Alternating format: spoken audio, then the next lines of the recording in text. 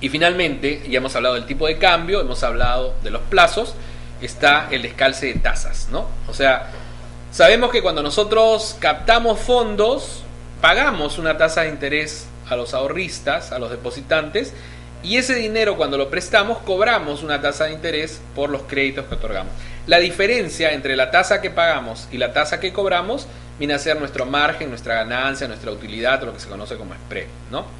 Entonces, si estas tasas, porque las tasas de interés son de diversos tipos, hay tasas fijas, hay tasas variables, ¿no? ¿Qué pasa si, por ejemplo, capto fondos a tasas variables y coloco esos fondos a tasas fijas? O sea, pudiera ser que esa tasa variable pudiera subir en el tiempo y hacer que mi margen, mi diferencia entre la tasa activa y la tasa pasiva se vaya disminuyendo y me genere un problema con la ganancia que yo espero obtener.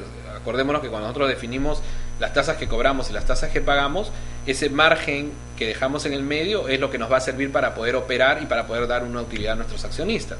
Si ese margen se ve reducido debido a fluctuaciones en la tasa de interés, nos va a generar problemas porque no vamos a poder cumplir con los presupuestos que hayamos aprobado, ¿no? Entonces es muy importante el calce que tenga que haber entre las tasas, ¿no? Entonces el descalce se produce cuando, aun habiendo calces de plazos entre un producto activo y otro pasivo, la tasa de ambos son de diferente naturaleza, ¿no? Una es fija y la otra es variable.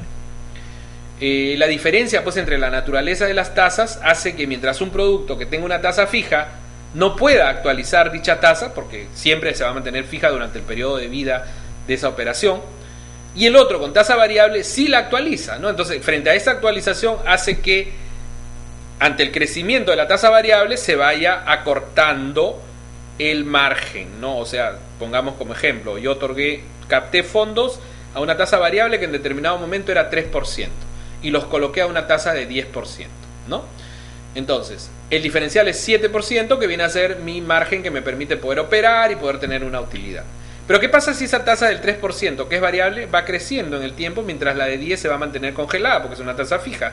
Y que suba a 4 o 5%, ese margen que era de 7 va a terminar en 5. Entonces ya no me va a cubrir mis costos de operación, no me va a dar las utilidades que yo había planificado de acuerdo a mi presupuesto, ¿no? Entonces, frente a estos descalces que existen, tenemos pues los riesgos de mercado, que vienen a ser de tres tipos. El riesgo de tipo de cambio, que implica la posibilidad de pérdidas financieras como consecuencia de movimientos adversos en los tipos de cambio, ¿no? La tasa de cambio. Va a estar relacionado con la posibilidad de obtener beneficios o pérdidas por fluctuación en la cotización de monedas distintas a la moneda corriente, ¿no? El riesgo de tasa de interés lo definimos como la posibilidad de pérdidas financieras como consecuencia de movimientos adversos en las tasas de interés, ¿no? O sea, sabemos que tanto el tipo de cambio como la tasa de interés son precios que se mueven de acuerdo al mercado.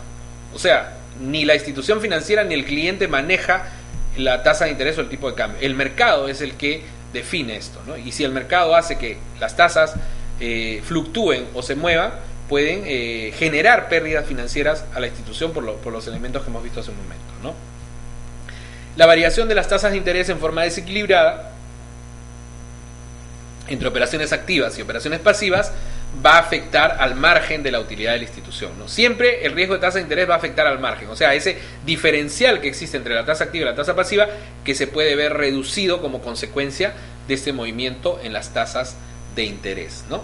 Este desequilibrio se puede dar cuando las tasas de los productos activos son fijas y las de los pasivos variables, o viceversa, o cuando la duración de los activos es mayor o menor que la de los pasivos, ¿no? O sea, ¿qué pasa, por ejemplo, si yo capto un depósito a 1 año y lo coloco en un crédito a 5 años?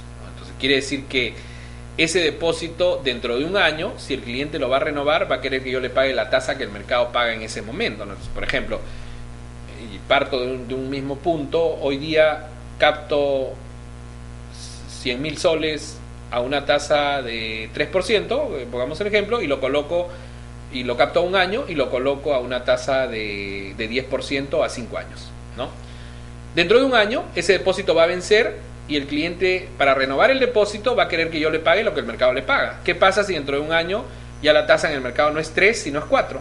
Entonces voy a tener, si quiero seguir manteniendo, y acordémonos que los fondos los tengo que mantener porque ya lo presté y no me lo van a devolver hasta dentro de 5 años, aunque sea en cuotas, ¿no? Entonces, en ese sentido, dentro de un año voy a encontrar de que la tasa subió en el mercado y mi cliente me dice, bueno, si quieres que te renueve el depósito, págame 4. Entonces le pago 4, pero al que le presté el dinero no le puedo subir la tasa de 10 porque todavía faltan 4 años para que acabe su crédito, ¿no? Entonces tengo que subirle la tasa al depositante, con lo cual hace que mi margen se vea reducido, ¿no? Ese es el riesgo que corro entonces cuando existe descalce de plazos entre operaciones activas y operaciones pasivas, ¿no? Mientras uno puede cambiar el precio más rápidamente, lo que se conoce como reprecio, y que haga que se vaya disminuyendo mi margen de utilidad.